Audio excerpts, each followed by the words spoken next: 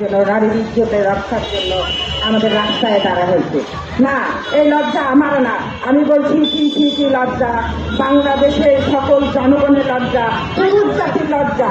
আর যদি পুরুষ জাতি নিজেকে সংযত করতে পারত, পুরুষ জাতি আমাদের পাশে এসে দাঁড়াতে পারত, আমার মনে হয় বাংলাদেশের মানুষ এত অপরাধ করার সাহস পেত না। আজ নারীরা কেন মানববন্ধন করবে, আজ পুরুষরা নিজেরা মানববন্ধন করা উচিত। আমার মনে হয় দল মত নির্বিশেষে সকল মানুষের রাস্তায় নামা উচিত। বিশ্বের কাছে লজ্জা, আমরা বাংলাদেশি, আমার সোনার বাংলাদেশ। পেপার খুললেই দেখা যায় ধর্ষণ, ফেসবুকে দেখা যায় ধর্ষণ, বাড়ির পাশে তার মা কান্দিতে ধর্ষণ। কত যে ধর্ষণ হচ্ছে নীরবে ঘুমড়ে, কত যে আসিয়া আজকে ঘুম হয়ে যাচ্ছে, কত যে আসিয়া রাস্তাঘাটে এরকম হয়ে যাচ্ছে, রাত হয়ে যাচ্ছে, কিন্তু কত আসিয়ার খোঁজ পায় না। আর এই আসিয়া 8 বছরের আসিয়া সবাইকে জানিয়ে দিচ্ছে, আসিয়া হাসপাতালে কাতরাচ্ছে।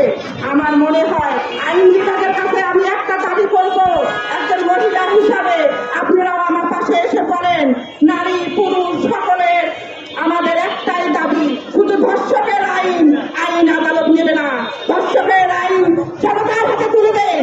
ধর্ষক প্রমাণ হলে জনতা আমরা প্রকাশ্যে শাস্তি দেব, তাহলে আমার মনে হয় কোনো পুরুষ সাহস পাবে না এরকম অপরাধ করা।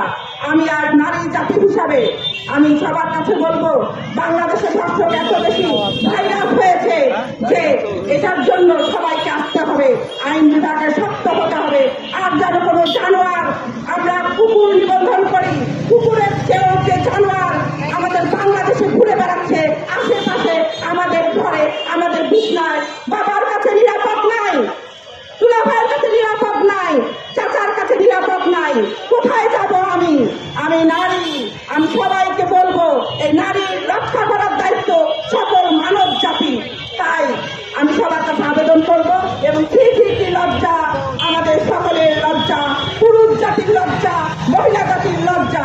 জাতীয়তাবাদী বাংলাদেশ মহিলা দল জেলা শাখা লালমনিরহাট। ধন্যবাদ।